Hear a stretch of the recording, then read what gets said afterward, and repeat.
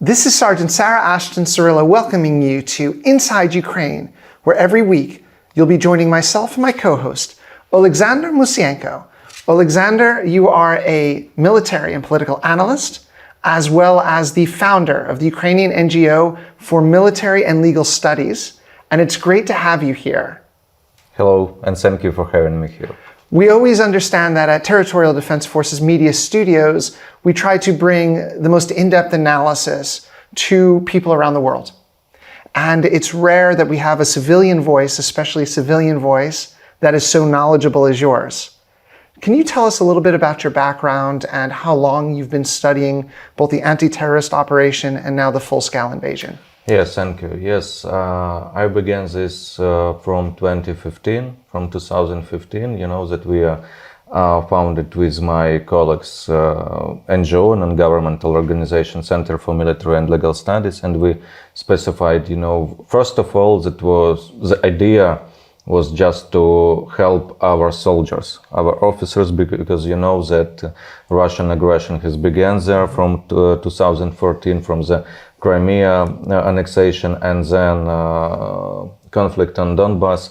And so we had huge problems, with this, with social guarantees, with protections, with medicine, with, with weapons, with everything. So, and just we wanted to protect social rights, medical rights, try to help our soldiers, try to find the way. And also what we did, we researched this Russian aggression against Ukraine, according to the international humanitarian law and also in the international law.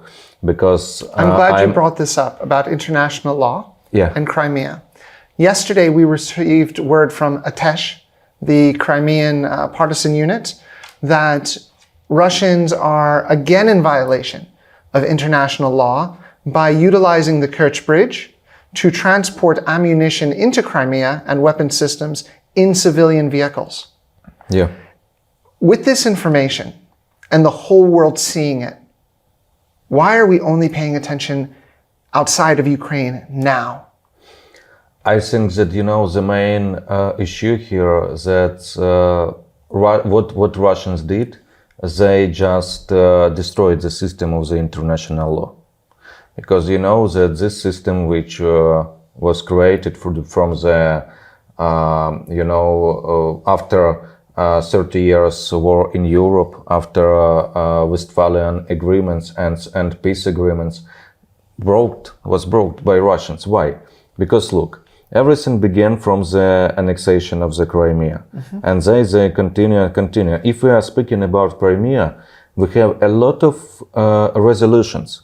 A lot of resolutions from General Assembly of United Nations. We have a lot of resolutions from OSCE in Europe, from the Council of Europe, from everywhere. And if you will look on these resolutions, they will write that illegal unprovoked aggression, illegal annexation, illegal occupation, and so on. And what we need to do, by the way, about Crimea, we had a lot of resolutions from against the militarization of Crimea from Russians. What they did, they nowadays in Crimea more weapons and more militarized region than used to be during Soviet times. They are using hotels, civilians, they are using for soldiers and so on. That's Russian did. Blatant violation of international law, war crimes, and terrorism is what the Russian Federation is known for in 2023. Yeah. However, Ukraine is making incredible inroads into the international community. Let's step back from Crimea for just a moment and discuss Vilnius and the NATO summit that just concluded there. A lot of big announcements came from Vilnius. Specifically, Minister Reznikov announced $1.5 billion in additional military aid, and President Zelensky had substantial conversations with his counterparts as to the ascension of Ukraine into the North Atlantic Treaty Organization. Give us your viewpoint as to how it worked out and what it may mean for us. Yeah, I think that first of all that we having huge support from from our Western partners. That's very important because during our history, for example, during our history 100 years ago, when Ukrainians tried to create our state, our sovereign state, after I'll cut you off. By the time this show airs, we're going to have celebrated Ukrainian Sovereignty Day, which is July 16th. Yeah. Ukraine is free and sovereign. Yeah. I had to throw that in there. Yes. Yeah. So, and we have a huge support from our Western partners. That's very important for us. And of course, we are really appreciate for this, all Ukrainians. But also what I want to say, I just try to divide the summit for two parts. First part, political parts, and some part which include our goal to the NATO membership in the future, Ukrainian NATO membership, and second part that's from supporting with the weapons, weapons supporting. So first point about political issue. What I've noticed that we have a strong support, yes, but some NATO states, they are really now, they are looking like, a little bit afraid. What will be if Ukrainian will be the NATO membership? What we gonna do? What Russians gonna do? And that's a problem because, what Russians thinking about this. They are thinking, and Putin was thinking about this. He thinks that, look, they are afraid. They are looking a little bit divided. Of course, they are united. Yes. They are voted. Yes. Everything perfect. But they are looking a little bit divided because what? Why? Because maybe they afraid I will make some steps and they are afraid that I have nukes, that I have nuclear weapon and so on and so on. But what I need to say about this? I understand this, and I understand probably if I will be somewhere, if I don't know, in Arizona or somewhere, I will say, look, why I need to think about this, why Ukraine need to be in NATO if it will mean that it will be World War III. Of course. One thing we try to speak to the American population and supporters around the world, specifically from TDF Studios, is that the messaging of this World War III, this messaging of a nuclear catastrophe, is coming from unserious people. Yeah. If you have Dmitry Medvedev claiming that they are going to use inhumane weapons against us, we say to the American people and folks around the world, Russia has already been using inhumane weapons against us. Cluster munitions that are not as safe as DPICMs. We have seen thermite coming down. We've seen chemical weapon use that has been verified. And then we hear from the dictator Putin himself that ultimately now Russia has to be on the defensive. Yeah. But yet, if anyone looks at it, Russia has always been the aggressor state. Russia has always been the aggressor nation.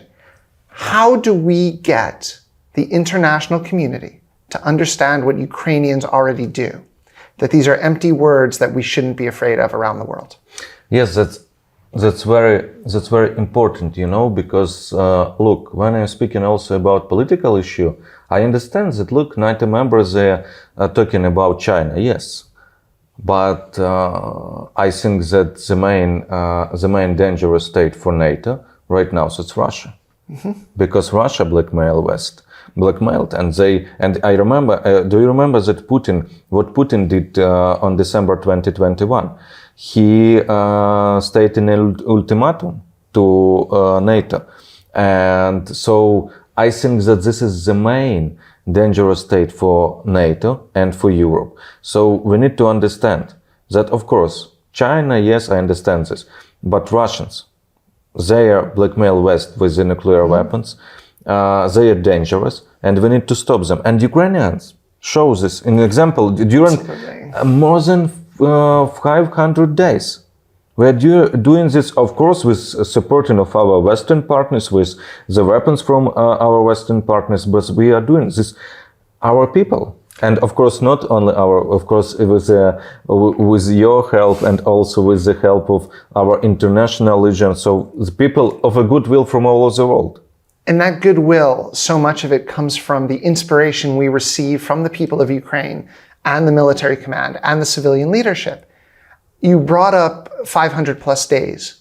Another statistic we have to look at is the reality that we have liberated more territory in the last 6 weeks than the invaders had taken during their winter offensive. Now we hear reports of the Russians attempting counterattacks in certain directions, and they're failing. We're holding our lines and we're continuing to advance. Did anything happen in NATO that will allow us a clearer pathway to the 1991 borders? Yes, I think so, that we are on this way. Yes, because of the supporting by weapons. It's very important. And what I need to say is that before NATO summit in Vilnius, we had a package of support and of assistance from United States, almost on $500 million. And cluster munitions. That's very important when we are talking about how to destroy Russian defense lines on the southern part. We need to use them. Let's talk about these Russian defense lines for a moment. Yes. So the audience can understand it. So often we talk about this being a World War I style, World War II with trenches. But if you look at satellite imaging, you see that the Russians have built along the entire front, and especially in the south, a 3-part trench system. You have Dragon's Teeth, which are to stop armor. You have the minefields, and then you have the trenches. The cluster munitions, as I say, should soften that up. Can you explain how they will benefit as we attempt to move forward? Yes, they will benefit and they will help us. What we expect, that we will destroy these Russian protection lines and defense lines. And also what we expect, that probably it will provoke, that these minefields and these mines will be destroyed, and they will. I'll stop you. So you believe there's this possibility of using the weapons not only for offensive purposes, but to be able to clear out some of the minefields. Yes, cleared minefields. That's very important. This is so important. This is why we have you on the show. You really are Ukraine inside. That's very important. And also we will use them, of course, with all responsibility. We understand this, because we understand that in international communities they are disturbing because of this, but everything will be fine because we are on our land. We are interested not just to use them, like with non-responsible, but in all responsible. And what we need to do just to destroy these lines with the minefields, and then to destroy, because if we will compare some original armor shelling, and cluster munitions, if we will compare one original for one cluster munition shelling for 8 cluster munition shells. That's we can compare. So basically, if I'm understanding correct, one 155 shell is one Depicum shell is the equivalent of 8 155 normal artillery shells. That's a tremendous amount of efficiency. And if we're receiving 100,000 of these Depicums, we could expect then the equivalent of 8, almost a million 155 regular shells. And that's very important. And then we can move on, and then we can use our armory vehicles. Then we will use tanks and Strikers, Bradley, and so on, and moving forward. Recently, Deputy Defense Minister Hanna Maliar spoke explicitly about softening up these southern lines that you're discussing now. We're destroying ammunition depots. We are hitting hard at some of their command centers, including the Dune Hotel in Zaporizhia Oblast, which I see you smiling about. Little by little, we're making advances. Talk to us about how things are going in the southern directions. When we are talking about these directions, it's very important to understand that when you are going to offensive and when you provide offensive operation, it's very important to have different weapons that you can use for the operation, for the assault and offensive operation, as deeper on the defensive line of your enemy as you can. So what we are trying to do, we are using Storm Shadow missiles, yes, from our military jets. And when you spoke about hotels, it was Storm Shadow, yes, when the enemies were. And also we're using artillery shelling, we're using GMLRS for HIMARS, and so on. So we are using, as we can compare on the map how it will how it will look. We're using Storm Shadow for the southern points, for the near the Sea of Azov, yes, and where Russians located. Then we are using GMLRS, and then we are using artillery shelling, and so we are using as much for the deeper on the front line as we can. That's very important. So we're not wasting our most expensive, most technologically advanced weapons in the shorter, closer areas. We're using them to go to the points where we can't send the troops right now. Yes. And then the Pickums and some of the other intermediate range weapons will be used to soften up the lines. That's very important. We are providing intelligence, and we are trying to understand where Russians located, because we need to understand that we need to use with most efficient all our weapons that we have. So it's very important. Not like Russians, because they had a huge, in their stockpiles, and so yes, especially 1 year ago. So that was a problem. So now, and we know this, the Russians have to use their weapon stock from even before, as the Russians call it, the Great Patriotic War. They have just thrown all these weapon systems with really no true understanding from command how to utilize them to the most effective and efficient ways. And I think one thing that the world has seen is Ukraine takes whatever little bit we've been given, and the world needs to give us a lot more, whatever little bit we've been given, and has utilized it to maximum efficiency. And we're seeing this in the Zaporizhzhia direction, Kherson directions most clearly right now. Yeah. And then after that, I think that the most important for us to destroy, very important to destroy the first line, the first defensive line, because then we will have then we will have some spaces, and we will try to move in on this territory with our tanks, and just when it will looks like you are trying to move like in corridor on this, and then you are going like this. So you are trying to have more territory. You're trying to have this. So I think that's the main goal for us. And Russians understand this, so their defense and they protected this area. Why? Because when we are going through this first defensive line, then we are trying to destroy all logistic lines for them, and that will be hard for them to move in, on this a so-called land bridge area to Crimea, corridor to Crimea. So what we are trying to do there, and I think that we will have success. Deputy Minister Maller also stated this week that we were the force behind hitting the Kerch Bridge in October, or in the fall. I don't remember exactly. I believe it was October. Yeah, October. It was October, right? It was October, yeah. Thank you. And this is why we have a military historian with us as well, because the man understands every one of the battles taking place and most of the individual attacks.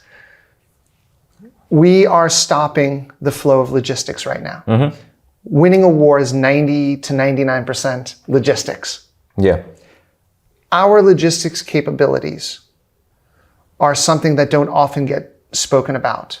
However, we understand that the Russian logistics capabilities are something that often are called into question. Again, we don't understand what goes through their minds. How strong are our logistics now compared to where we were on February 24th, 2022? You know what, that was very good for us, because we tried to provide especially NATO reforms in the logistic area from 2016, and that's why that we had a new logistic forces in our army.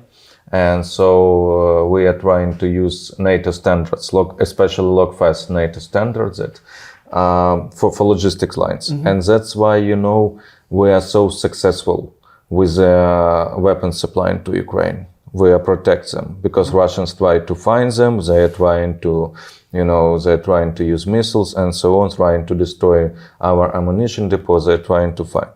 And what I need to say that that was very important before 24 February that we trying to hide in our anti-aircraft missiles, our air defense systems.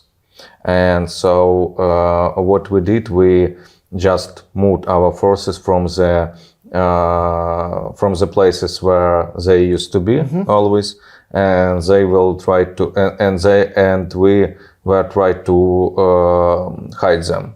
And that was very important because Russians, they expected we are not expect that they will attack us. And so, but what's happened further in the future, they didn't have any air superiority. And that was very important. So, and now what I can see is that we are trying, of course, sometimes we have some problems. That's normal because, all armies that in war, they have, I remember when I read some about logistics, I was wondering about American system, why? Because they had the plans how to move to Poland, how to move to Turkey, how to do it fast. And so that was very important. I think that we're trying to use all experience that have NATO membership countries, especially from American experience. It's very important for us how to hide our positions and how to move faster as we can, and how to use different lines for logistics. So we're using we're implementing modern logistical standards for what would be considered the best militaries in the world. Yeah.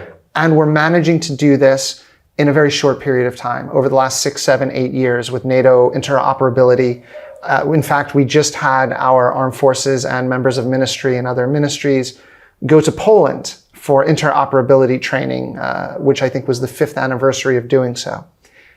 The Russians, on the other hand, and we hear about this, and having lived in Kharkiv, I saw a lot of Russian terrorism. Can you tell us if it's fact or fiction? The Russians still use old Soviet maps, and do they attack locations based on what the old maps show versus new intelligence? Is this just propaganda, or is it really happening? Sometimes it's happened, yes. That was. I had to ask you this question because this is, yes. And I can explain on some examples. For example, Zaporizhia or Dnipro cities, that on the southern eastern part of Ukraine.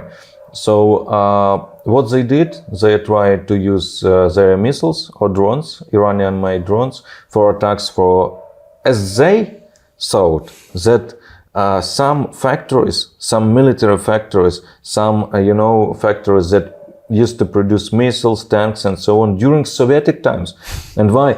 Some these parts and some these plants, some these factories, they were built, I don't know, in the middle of the 20th century.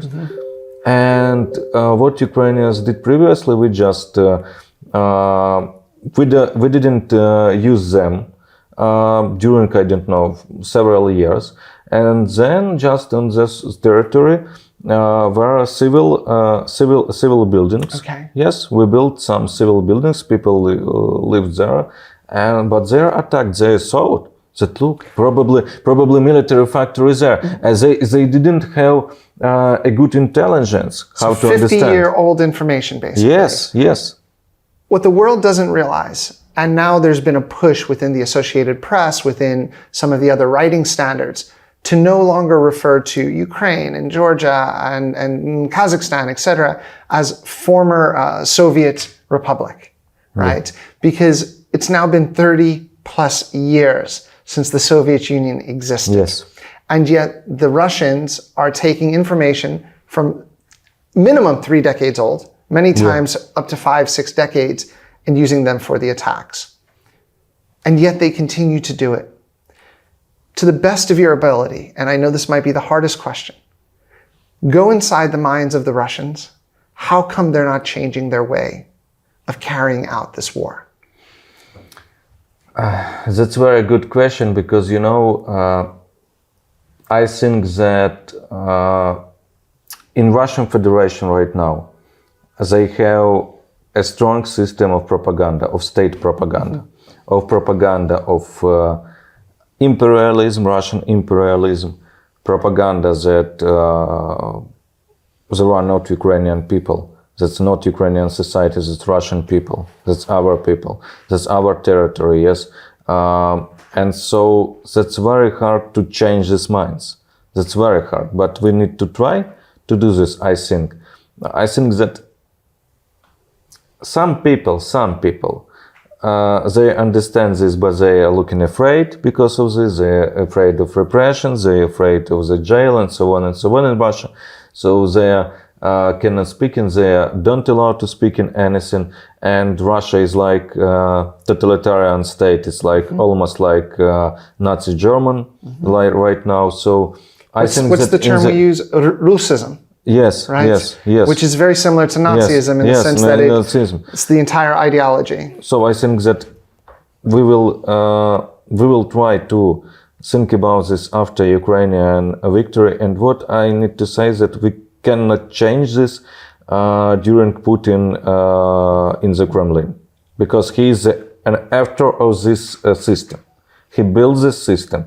He builds this totalitarian society, and what in the future, what all the world will need to do, that's not just to help Ukraine, but try to fix this in Russia. And that means that we need to try to change these minds about militarism, about, destroying, about wars and so on, about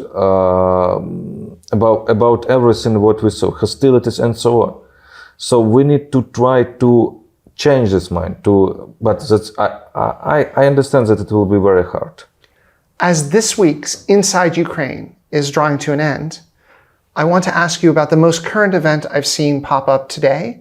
We've received word that a convoy of mercenaries from the Wagner terrorism group, I don't want to call them private military contractors because they are mercenaries and terrorists, have arrived in Belarus. 60-vehicle convoy, multiple buses, with the license plates of the so-called LNR and DPR. However, President Zelensky recently met with the Stavka, which is the Supreme High Command of the Ukrainian Armed Forces, and stated we no longer have a threat on the Belarusian border. Should we expect any hostilities to come from Belarus through Wagner now that we know for certain Wagner has begun to appear in Belarus? I think that we have some dangers from there, and I can explain why. Because we are Ukrainian continue counteroffensive operation on the southern and eastern direction near Bakhmut, and what Russians try to do, they're trying to move our forces, our reserves, from eastern and southern part of Ukraine to our borders with Belarus. So I suppose that it could be some provocations from there, but I think that during this war we created and we built and we fortificated and we have protected lines, protected border line with Belarus, and also that landscape there, and also because of forests and swamps there are not so many roads there, and we control all of them. We try to do all depends from us to protect this borderline. So I can't expect that they will have some success there. Probably they will use some provocation, of course. What I can see and what I can predict, they will try to make some military exercise. Wagner groups with regular army forces from Belarus. And so, of course, they will moving closer to Ukrainian borders. They will be there, and we will look in there. We will have some units there, our units, because what we understand that some dangerous from there. So, but I'm not thinking that they will have some success there, and I can predict that they will repeat, or probably they will try, but they will not have success like they moved, on February 24th outskirts of Kyiv. This has been Inside Ukraine. I'm Sergeant Sarah Ashton Sirilla with the Armed Forces of Ukraine's Territorial Defense Forces Media Studios. My co-host, political and military analyst, Oleksandr Musiienko, and we will be joining you every week for Inside Ukraine, direct from Kyiv. Slava Ukraini! Героям слава! And may God bless our troops.